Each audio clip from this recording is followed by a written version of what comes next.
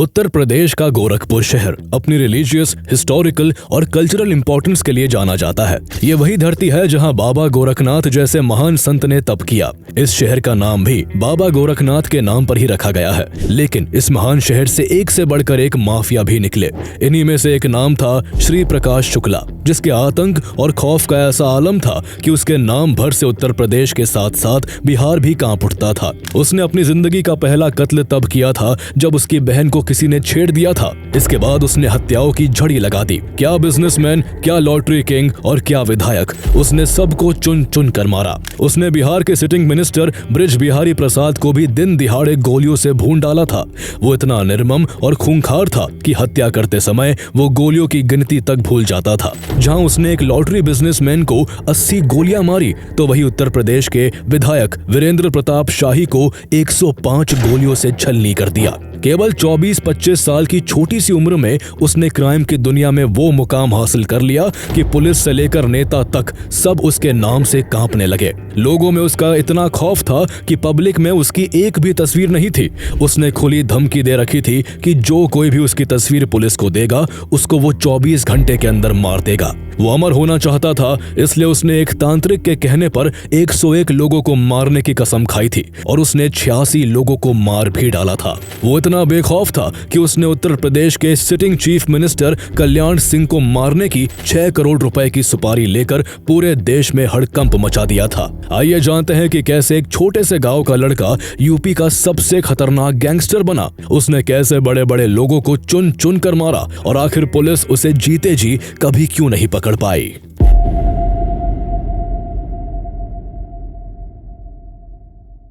श्री प्रकाश शुक्ला का जन्म 6 अक्टूबर 1973 को उत्तर प्रदेश के गोरखपुर जिले के मामखोर गांव में दशहरा के दिन हुआ था। उसका बचपन का नाम शिव प्रकाश शुक्ला था, लेकिन आगे चलकर वो श्री प्रकाश के नाम से फेमस हुआ। श्री प्रकाश शुक्ला 5 भाई बहनों में सबसे छोटा था, इसलिए घर में उसे सबसे ज्यादा दुलार मिला। उसके पिता राम समुद्र शुक्ला इंडियन एयरफोर्स में अधिकारी थे और रिटायरमेंट के बाद A ग्रेड सरकारी ठेकेदार बन गए थे। उन दिनों गोरखपुर में सिर्फ गिने चुने इंग्लिश मीडियम स्कूल थे, लेकिन फिर भी उसके पिता ने बेटर एजुकेशन के लिए उसका एडमिशन इंग्लिश मीडियम स्कूल में करवाया। हालांकि श्री प्रकाश को इंग्लिश की पढ़ाई रास नहीं आई, इसलिए जल्द ही उसका एडमिशन दाऊदपुर गांव के लोकनायक ज्ञान भारती विद्या मंदिर स्कूल में करवा दिया गया। 1990 के दशक में पूर्वांचल में माफियाओं की तूती बोलती थी। उनके डर के आगे कोई भी बोलने की हिम्मत नहीं कर पाता था। उन दिनों यहाँ क्राइम रेट इतना बढ़ गया था कि गोरखपुर को सेकंड शिकागो तक कहा जाने लगा था। इसी रौब और दबंगई का अच्छा खासा असर पूर्वांचल के युवाओं पर भी पड़ा और इसके प्रभाव से श्री प्रकाश शुक्ला भी नहीं बच सका। बहुत यंग एज में भी जो कोई उसकी बात काटने की कोशिश करता, वो उससे भिड़ जाया करता था। जब वो थोड़ा बड़ा हुआ तो उसके सिर पर पहलवानी का भूत सवार हो गया। उसके परिवार में शौकिया तौर पर पहलवानी करने वालों की कमी नहीं थी, इसलिए उसे किसी ने नहीं रोका। जल्द ही मेहनत और दमदार डाइट के बल पर उसने एक मजबूत कदकाठी बना ली। चौड़ी छाती और लंबे कद वाला श्री प्रकाश जल्द ही अखाड़ों में नाम कमाने लगा और कुछ ही समय में वो इलाके का एक नोटेबल रेसलर बन गया। अगर उसकी पहलवानी आगे भी ऐसे ही चलती रहती तो आज कहानी कुछ और होती, लेकिन साल 1993 में एक ऐसी घटना घटी जिसने उसकी जिंदगी को एक झटके में बदल कर रख दिया।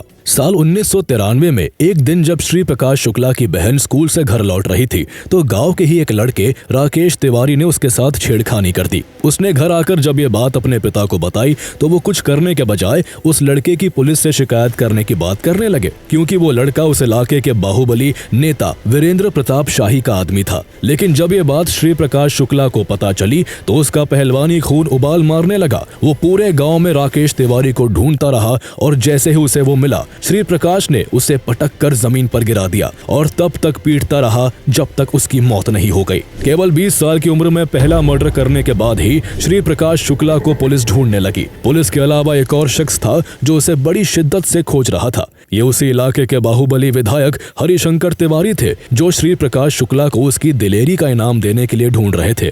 हरिशंकर तिवारी वीरेंद्र प्रताप शाही के कट्टर दुश्मन थे और उन्हें श्री प्रकाश शुक्ला अपने काम का आदमी लगा। इसलिए उन्हें जैसे ही श्री प्रकाश शुक्ला मिला, उन्होंने उसे पुलिस की पकड़ से दूर रखने के लिए 4 महीने के लिए बैंकॉक भेज दिया ताकि मामला ठंडा पड़ जाए। लेकिन जब कुछ महीनों बाद श्री प्रकाश शुक्ला बैंकॉक से गोरखपुर लौटा तो वो और ज्यादा बेखौफ हो गया था। शुरू से ही उसका मन पढ़ाई में कम और रंगबाजी में ज्यादा लगता था, इसलिए अब उसने ठान लिया कि वो पूरे पूर्वांचल का नंबर 1 माफिया बनेगा। गोरखपुर नॉर्थ ईस्टर्न रेलवे का हेडक्वार्टर है और उस समय इस जोन में लखनऊ और वाराणसी के अलावा बिहार के समस्तीपुर और सोनपुर जैसे बड़े रेलवे स्टेशनों के भी टेंडर जारी होते थे। ऐसे में बिहार के बाहुबली विधायक सूरजभान सिंह को काफी घाटा सहना पड़ता था। जब भी सूरजभान सिंह के आदमी गोरखपुर टेंडर लेने जाते तो यूपी के बाहुबली विधायक वीरेंद्र शाही के आदमी उन्हें पीट कर भगा देते। रेलवे टेंडर में वीरेंद्र शाही का दबदबा बढ़ता देख उनके कट्टर दुश्मन हरिशंकर तिवारी ने बिहार के विधायक सूरजभान सिंह को सपोर्ट करना शुरू कर दिया। इतना ही नहीं, वीरेंद्र शाही को काउंटर करने के लिए उन्होंने सूरजभान सिंह को अपना नया धाकड़ आदमी श्री प्रकाश शुक्ला सौंप दिया और कहा कि अब उन्हें टेंडर उठाने में कोई परेशानी नहीं आएगी। श्री प्रकाश शुक्ला पहले से ही अपने दिल में पूर्वांचल का सबसे बड़ा डॉन बनने की चाहत दबाए बैठा था, इसलिए उसने सूरजभान को अपना गुरु बना लिया और उसके लिए काम करना शुरू कर दिया। जल्दी ही उसकी दबंगई काम आई और सूरजभान सिंह को टेंडर मिलने लगे। श्री प्रकाश अपनी दबंगई से सूरजभान को टेंडर दिलवाता और बदले में सूरजभान श्री प्रकाश को कमीशन देते। खास बात यह थी कि कमीशन का पैसा भी श्री प्रकाश खुद नहीं रखता था, बल्कि सूरजभान सिंह के पास ही रखवा देता था। इस दौरान श्री प्रकाश ने खुद की पहचान बनाने के लिए सुपारी लेना भी शुरू कर दिया। वो लाखों रुपए की सुपारी लेकर बेझिझक किसी को भी मार देता। इसके साथ ही उसने ड्रग्स और लॉटरी जैसे धंधों में भी अपनी मसल पावर से अपनी धाक जमाई और बहुत कम समय में वह अपराध जगत में एक जाना पहचाना नाम बन गया। जैसे जैसे श्री प्रकाश का नाम बदमाशी में बढ़ा, उसके अय्याशी के शौक भी बढ़ते गए। वह बड़े बड़े होटलों में अपनी महफिलें जमाता, जहां शराब और शबाब दोनों का इंतजाम होता। महंगी कॉल गर्ल्स, महंगे मसाज पार्लर्स, गले में सोने की चेन और तेज भागने वाली कारें, ये सब उसकी लाइफस्टाइल का हिस्सा बन चुके थे। अब श्री प्रकाश खुद को फिल्मी डॉन समझने लगा था। वो अपने दोस्तों के बीच ढींगे हाँकता और उन्हें कहता कि वो अब इतना बड़ा माफिया बन चुका है कि हर रोज उसके टेलीफोन का ही खर्चा 5,000 रुपए होता है। हालांकि अंदर ही अंदर वो अपनी हकीकत जानता था। उसे पता था कि यूपी माफियाओं का गढ़ है और यहाँ ऐसे ऐसे दिग्गज हैं जो उसे महज एक नौसिखिया समझते हैं। वो समझ चुका था कि अगर उसे क्राइम की दुनिया में जमना है तो अपने से मजबूत खिलाड़ियों को चित करना होगा ताकि जल्दी ही उसके नाम का भौकाल जम जाए। इसलिए उसने पहले सूरजभान से रेलवे ठेकों का पूरा खेल समझा और फिर अपना गैंग बनाकर गोरखपुर आ धमका। वो इतना शातिर था कि अपने गैंग में सिर्फ 3-4 भरोसेमंद लोग ही रखता था ताकि कम लोग होने के कारण उसके बारे में लोगों के पास काफी कम इंफॉर्मेशन हो और कोई भी पुलिस से उसकी मुखबिरी ना कर पाए। उस दौर में लखनऊ में लॉटरी का कारोबार अपने चरम पर था। लखनऊ में शायद ही कोई चौराहा और मार्केट ऐसा था जहां लॉटरी के 2-4 स्टॉल ना लगते हो। लॉटरी के धंधे में कट का चलन भी था। कट का मतलब था ऐसे टिकट जिन पर सेल्स टैक्स की चोरी होती थी। दुकानदारों को ये टिकट फुल प्राइस वाले टिकट से सस्ते मिलते थे और उन्हें ज्यादा मुनाफा होता था। उस दौरान विवेक श्रीवास्तव नाम का शख्स इस धंधे में तेजी से बड़ा बन रहा था। श्री प्रकाश के दोस्त सत्तू पांडेय का एक करीबी रिश्तेदार R.K. तिवारी भी लॉटरी का काम करता था, लेकिन विवेक के कट के धंधे में आने से उसका बिजनेस ठप पड़ गया। इसलिए उसने विवेक को साइड करने के लिए श्री प्रकाश शुक्ला से मदद मांगी। श्री प्रकाश शुक्ला ने तुरंत विवेक श्रीवास्तव को फोन लगाया और धमकाया, लेकिन विवेक ने उससे डरने के बजाय उसे ही गंदी गंदी गालियां देकर फोन काट दिया। ये बात श्री प्रकाश को बर्दाश्त नहीं हुई और उसने उसे जान से मारने की ठान ली। 11 जनवरी 1997 की शाम करीब 7 बजे विवेक श्रीवास्तव जब लखनऊ के ईश्वरी दयाल कॉम्प्लेक्स से निकलकर अपनी होंडा सिटी कार के पास पहुंचा तो उसे 2 लोगों ने रोक लिया। उन्होंने उसके कंधे पर हाथ रखकर पूछा, विवेक श्रीवास्तव तुम ही हो? जैसे ही विवेक ने हाँ कहा, वो दोनों अपनी कमर से पिस्टल निकालकर विवेक पर अंधाधुंध फायरिंग करने लगे। ये 2 लोग श्री प्रकाश और सत्तू थे, जिन्होंने विवेक पर करीब 80 राउंड फायरिंग की। उसे मारकर दोनों आराम से टहलते हुए वहां से ऐसे निकल गए जैसे उन्हें पुलिस या कानून का कोई डर ही ना हो। पुलिस ने विवेक की हत्या के मामले में R.K. तिवारी को तो अरेस्ट कर लिया, लेकिन काफी कोशिशों के बाद भी श्री प्रकाश शुक्ला पुलिस के हाथ नहीं आ सका। इस हत्या के सिर्फ 10 दिन बाद श्री प्रकाश शुक्ला ने आलमबाग इलाके में टेडी पुलिया चौराहे पर 3 लोगों का खून कर दिया। इसके बाद उसने अपने टारगेट पर उस वीरेंद्र प्रताप शाही को लिया जिनके आदमी ने कभी उसकी बहन को छेड़ा था। सूरज भान और हरिशंकर तिवारी भी वीरेंद्र प्रताप शाही को अपने रास्ते से हटाना चाहते थे। श्री प्रकाश शुक्ला ने साल 1996 में भी वीरेंद्र शाही पर गोलियां चलवाई थी, लेकिन वो बच गए थे। जानलेवा हमले के बाद भी वीरेंद्र शाही ने न तो अपनी दिनचर्या बदली और न ही अपनी सुरक्षा बढ़वाई। इलाके में उनका रुतबा था, इसलिए वो ज्यादा सिक्योरिटी लेकर चलने में यकीन नहीं रखते थे, लेकिन जल्दी ही उनका ये बेखौफ अंदाज उनकी मौत का कारण बनने वाला था। 31 मार्च 1997 को श्री प्रकाश को खबर मिली कि वीरेंद्र शाही लखनऊ के इंदिरा नगर में अपनी गर्लफ्रेंड के लिए किराए पर कमरा देखने जाने वाले हैं। चूंकि वो नहीं चाहते थे कि गनर या ड्राइवर को उनकी गर्लफ्रेंड के बारे में पता चले, इसलिए उन्होंने अकेले ही वहां जाने का फैसला किया। कुछ देर बाद वीरेंद्र शाही इंदिरा नगर में एक स्कूल के पास पहुंचे। उस दिन बच्चों के रिजल्ट आने वाले थे, इसलिए वहां करीब 400 लोगों की भीड़ थी। तभी वहां श्री प्रकाश शुक्ला अपने साथियों के साथ आ धमका। उसने बीच भीड़ में अपनी AK-47 राइफल निकाली और वीरेंद्र शाही पर गोलियों की बरसात कर दी। श्री प्रकाश के सिर पर उस दिन निर्ममता की ऐसी सनक सवार थी कि उसने वीरेंद्र शाही को कुल 105 गोलियां मारी। वीरेंद्र शाही की हत्या से पूरे यूपी में हड़कंप मच गया। हर गैंग को इसकी खबर लग चुकी थी कि एक नए छोकरे ने पुराने बाहुबली को खत्म कर दिया है और पूर्वांचल की जमीन पर एक नए खिलाड़ी का उदय हो गया है। इस घटना के महज 2 महीने बाद मई 1997 में श्री प्रकाश शुक्ला लखनऊ के नामी बिल्डर मूलराज अरोड़ा को उनके हजरतगंज ऑफिस से गन पॉइंट पर किडनैप करके बिहार ले गया और उनसे करीब 50 लाख की फिरौती वसूली। श्री प्रकाश यहीं पर नहीं रुका। 1 अगस्त 1997 को उसने लखनऊ विधानसभा के पास स्थित दिलीप होटल में 3 और लोगों की बेरहमी से हत्या कर दी। होटल में गोलीबारी करते हुए वो बार बार चिल्ला रहा था कि जिसने भी उसके खिलाफ जाने की कोशिश की उसका भी यही हाल होगा। हालांकि इस गोलीबारी में भानु मिश्रा नाम का एक शख्स जिंदा बच गया था, जिसने आगे पुलिस जांच में बताया कि हमला करने वाले का नाम अशोक सिंह था और वो चाहता था कि उसके अलावा गोरखपुर में कोई और रेलवे का टेंडर ना ले। इस तरह पुलिस को पहली बार पता चला कि श्री प्रकाश शुक्ला ही अशोक सिंह है और वो अपनी असली पहचान छिपाकर अलग अलग नाम से ऑपरेट कर रहा है। श्री प्रकाश शुक्ला ने अपना क्रिमिनल एम्पायर उत्तर प्रदेश के साथ साथ बिहार, दिल्ली, नेपाल और वेस्ट बंगाल तक फैला लिया था,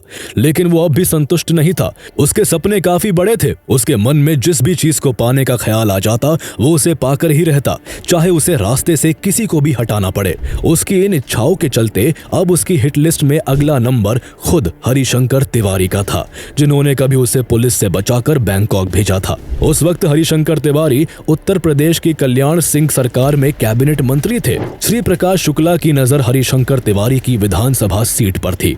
उसे लगता था कि अगर वो हरिशंकर तिवारी की सीट से एक बार विधायक बन गया तो उसकी भी सरकार में पहुंच बन जाएगी और फिर कोई उसका बाल भी बाका नहीं कर पाएगा। इसी मकसद से श्री प्रकाश शुक्ला ने जानबूझकर रेलवे के टेंडर को लेकर हरिशंकर तिवारी से विवाद कर लिया और उनकी जान के पीछे पड़ गया। डर के मारे हरिशंकर तिवारी अंडरग्राउंड हो गए। उन्होंने श्री प्रकाश के मामा से सेम कास्ट से होने का हवाला देकर श्री प्रकाश से अपनी जान की रक्षा करने की गुहार लगाई। कहा जाता है कि जान बचाने के लिए हरिशंकर तिवारी ने श्री प्रकाश शुक्ला के पिता को हर समय अपने साथ रखना शुरू कर दिया था, ताकि वो अपने पिता की मौजूदगी में उन पर हमला करने की हिम्मत ना कर पाए। इस तरह से हरिशंकर तिवारी की तो जान बच गई, लेकिन इस बार श्री प्रकाश शुक्ला कुछ ऐसा करने वाला था जिससे उत्तर प्रदेश के साथ साथ बिहार भी उसके आतंक से दहलने वाला था। दरअसल उस समय बिहार में बाहुबली छोटन शुक्ला की हत्या की खबर सुर्खियों में थी। कहा जाता था कि उसकी हत्या बिहार में लालू यादव की सरकार में मंत्री रहे ब्रिज बिहारी प्रसाद ने अपने चुनावी फायदे के लिए करवाई थी। इसके कुछ दिन बाद ही छोटन शुक्ला के भाई भुटकुन शुक्ला की भी हत्या कर दी गई। अपने 2 भाइयों की हत्या के बाद उनका छोटा भाई मुन्ना शुक्ला गुस्से से पागल हो उठा और उसने अपने भाई की चिता की राख से तिलक लगाकर कसम खाई कि वो अपने भाइयों की मौत का बदला ब्रिज बिहारी प्रसाद की हत्या करके लेगा। हालांकि ब्रिज बिहारी प्रसाद खुद भी एक बाहुबली नेता थे और बिहार सरकार में मंत्री थे, इसलिए उन्हें मार पाना मुन्ना शुक्ला के अकेले के बस की बात नहीं थी। श्री प्रकाश शुक्ला से उसकी दोस्ती थी, लेकिन वो श्री प्रकाश शुक्ला से मदद लेने में कतरा रहा था कि कहीं वो मना ना कर दे। उसी दौरान बृज बिहारी प्रसाद ने अपनी पहुंच का इस्तेमाल करते हुए अपने एक और ओपोनेंट सूरजभान सिंह को भी जेल भिजवा दिया, जिन्हें श्री प्रकाश शुक्ला अपना गुरु मानता था। बृज बिहारी प्रसाद इतने पर नहीं रुके, उन्होंने सुपारी देकर सूरजभान को जेल में ही जहर देकर मरवाने की कोशिश की, लेकिन किसी तरह सूरजभान को इसकी खबर लग गई और वो बच गए। अब सूरजभान के लिए बृज बिहारी को रास्ते से हटाना जरूरी हो गया था। उन्होंने तुरंत मुन्ना शुक्ला से कांटेक्ट किया और कहा कि वो बृज बिहारी प्रसाद को मारने की तैयारी करे। इस बार उसका साथ श्री प्रकाश शुक्ला देगा। सूरजभान का साथ मिलने से मुन्ना शुक्ला के लिए अब लड़ाई बराबरी की हो चुकी थी। अपने आका का ऑर्डर मिलते ही श्री प्रकाश शुक्ला भी एक्टिव हो गया और बृज बिहारी प्रसाद को मारने के लिए एक अच्छे मौके की तलाश करने लगा। कुछ दिनों बाद बृज बिहारी प्रसाद की तबीयत काफी खराब हो गई और उन्हें अपना ट्रीटमेंट करवाने के लिए पटना के IGIMS में भर्ती होना पड़ा। इसके बाद 11 जून 1998 को श्री प्रकाश शुक्ला अपने साथी अनुज प्रताप सिंह और सुधीर त्रिपाठी के साथ पटना पहुंचा। वहां मुन्ना शुक्ला ने उसे AK-47 और पिस्टल मुहैया करवाई। सभी तैयारियां पूरी हो जाने के बाद श्री प्रकाश शुक्ला ने खुद को फर्जी तरीके से उसी हॉस्पिटल में भर्ती करवा लिया। 13 जून 1998 को बृज बिहारी प्रसाद किसी काम से अपनी लाल बत्ती वाली कार से बाहर गए हुए थे। जैसे ही बृज बिहारी प्रसाद वापस हॉस्पिटल आए और गाड़ी से उतरकर IGIMS की ओर जाने लगे, श्री प्रकाश शुक्ला और उसके 3 साथियों ने उन पे ताबड़तोड़ गोलियां बरसाकर उनकी हत्या कर दी। भारी सुरक्षा के बीच एक मिनिस्टर की हत्या से पूरे बिहार में सनसनी मच गई। श्री प्रकाश पहले से ही यूपी पुलिस के निशाने पर था, लेकिन मंत्री बृज बिहारी प्रसाद की हत्या के बाद अब बिहार पुलिस भी उसके पीछे लग गई। जैसे जैसे श्री प्रकाश शुक्ला के अपराध का ग्राफ बढ़ता गया, पुलिस की फाइलों में भी उसके गुनाहों के पन्ने मोटे होते चले गए। लेकिन हद तो तब हो गई जब उसने यूपी के sitting chief minister Kalyan Singh की हत्या की 6 करोड़ रुपए में सुपारी लेकर सनसनी फैला दी। इस खबर से पूरे प्रशासन के हाथ पांव फूल गए। मुख्यमंत्री कल्याण सिंह को भी जब अपनी सुपारी की बात पता चली तो वो भी बहुत बेचैन हो गए। उन्होंने फौरन IPS ऑफिसर अजय राज शर्मा को आदेश दिया कि कुछ भी करके श्री प्रकाश शुक्ला को पकड़ा जाए। इसके बाद श्री प्रकाश शुक्ला को पकड़ने के लिए IPS अजय राज शर्मा ने एक स्पेशल टास्क फोर्स तैयार की, जिसमें IPS जैसे जाबाज पुलिस अफसर शामिल थे। श्री प्रकाश शुक्ला को पकड़ने की कमान IPS राजेश पांडे को सौंपी गई। उस समय यूपी STF देश में ऐसी पहली यूनिट थी जिसे किसी एक अपराधी को एनकाउंटर करने के लिए बनाया गया था। STF का अब एक ही मकसद था, श्री प्रकाश शुक्ला को जिंदा या फिर मुर्दा पकड़ना। इस दौरान STF के सामने एक अजीब चुनौती थी। उनके पास श्री प्रकाश शुक्ला की एक भी फोटो नहीं थी। श्री प्रकाश शुक्ला ने ये खुली धमकी दे रखी थी कि जिस किसी ने भी उसकी फोटो पुलिस से शेयर की, उसकी वो 24 घंटे के अंदर जान ले लेगा। फोटो की तलाश में STF ने श्री प्रकाश के बहनोई के घर छापा मारा। वहां उन्हें श्री प्रकाश की एक फटी पुरानी फोटो मिल गई जो उसकी भांजी के बर्थडे पर खींची गई थी। इस तरह पुलिस को पहली बार पता चला कि कई बड़ी बड़ी हस्तियों की जान लेने वाला श्री प्रकाश शुक्ला कैसा दिखता है। चूंकि श्री प्रकाश ने उसकी फोटो शेयर करने वाले को जान से मारने की धमकी दे रखी थी, इसलिए उसका बहनोई भी डरा हुआ था। STF को फोटो अखबारों में छपवानी थी, लेकिन बहनोई के परिवार की सुरक्षा भी जरूरी थी। इसलिए STF अधिकारियों ने उसकी फोटो को थोड़ा मॉडिफाई कर दिया ताकि श्री प्रकाश ये ना जान पाए कि पुलिस को फोटो कहां से हाथ लगी है। उसका हुलिया एक्टर सुनील शेट्टी से थोड़ा सा मिलता जुलता था, इसलिए पुलिस ने सुनील शेट्टी की फोटो की बॉडी पर श्री प्रकाश के चेहरे की फटी फोटो को लगाकर उसका एक स्केच तैयार करवाया। उस स्केच का कलर प्रिंट निकलवाकर उसे सारे पुलिस स्टेशनों में भेजा गया और अखबारों में छपवाया गया। जब श्री प्रकाश ने अखबार में अपनी फोटो देखी तो वो चौंक गया। उसने देखा कि फोटो में चेहरा तो उसी का है, लेकिन बॉडी किसी और की है। श्री प्रकाश शुक्ला की फोटो मिलने के बाद STF उसे ढूंढने में जुट गई। अगस्त 1998 के आखिरी हफ्ते में पुलिस को पहली बड़ी लीड मिली। ने किराए पर एक फ्लैट लिया है और फोन के जरिए वो अपना धंधा चला रहा है। श्री प्रकाश शुक्ला हमेशा ध्यान रखता था कि एक ही नंबर बार बार यूज ना करे, इसलिए उसने 14 सिम कार्ड ले रखे थे। सितंबर 1998 को उसने लखनऊ में 105 फ्लैट बनाने वाले बिल्डर से प्रति फ्लैट 50,000 रुपए की रंगदारी मांगी, लेकिन जब तक उसकी रंगदारी रंग लाती, इससे पहले ही इस कॉल की जानकारी पुलिस तक पहुंच गई। आमतौर पर श्री प्रकाश धमकी के बाद उस सिम को अगले कुछ दिन के लिए बंद कर देता था, लेकिन इस बार श्री प्रकाश बेखौफ होकर उसी सिम से लगातार कॉल करता करता रहा। यही उसकी सबसे बड़ी चूक बन गई, क्योंकि इस तरह पुलिस के लिए उसे ट्रैक करना आसान हो गया। एसटीएफ की टीम लगातार उसकी कॉल और उसकी लोकेशन पर निगरानी रख रही थी। 21 सितंबर को पुलिस के हाथ एक और जानकारी लगी। एसटीएफ को एक मुखबिर ने बताया कि श्री प्रकाश 22 सितंबर 1998 की सुबह 5:45 पर दिल्ली एयरपोर्ट से फ्लाइट से झारखंड के रांची जाने वाला है। श्री प्रकाश को पकड़ने के लिए एसटीएफ ने दिल्ली एयरपोर्ट की घेराबंदी कर ली, लेकिन वो किसी वजह से वहां नहीं पहुंच सका।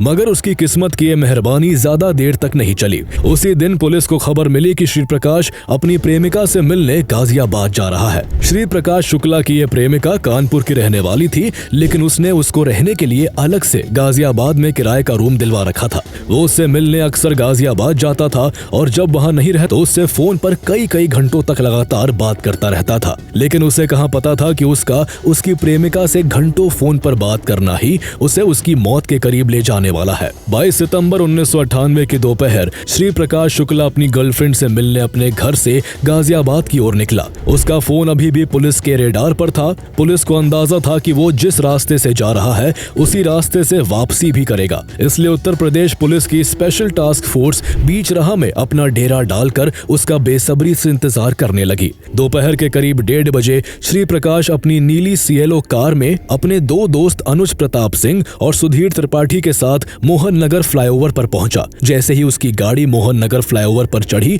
तभी एसटीएफ की गाड़ियां उसके पीछे लग गई। कुछ ही देर में श्री प्रकाश शुक्ला को भी शक हो गया कि उसके पीछे पुलिस है। उसने साइड मिरर में झांका और देखा कि उसके पीछे पुलिस की 5 गाड़ियां हैं। श्री प्रकाश को यह बात पता थी कि पुलिस उसके एनकाउंटर से भी गुरेज नहीं करेगी, लेकिन इसके बावजूद सरेंडर करने का ख्याल भी उसके जहन में नहीं आया। उल्टा उसने आईपीएस राजेश पांडे को फोन लगाया और उन्हें उनके पूरे परिवार सहित जान से मारने की धमकी देने लगा।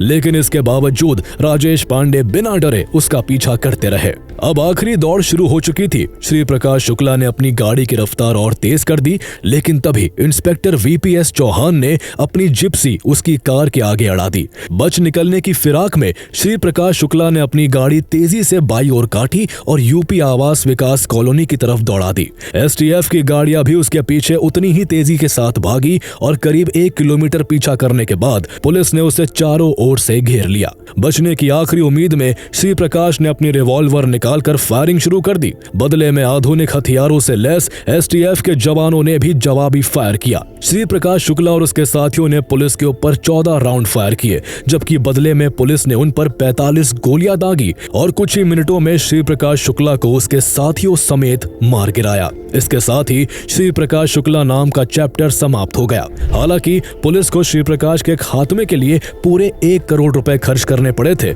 और ये अब तक का पहला ऐसा मामला था जिसमें किसी माफिया के लिए इतनी बड़ी रकम खर्च की गई थी। श्री प्रकाश शुक्ला मर गया, लेकिन उसका नाम आज भी पूर्वांचल के अपराध की दुनिया में डर की तरह लिया जाता है। वीडियोस बनाने हैं, फिल्मोरा है ना,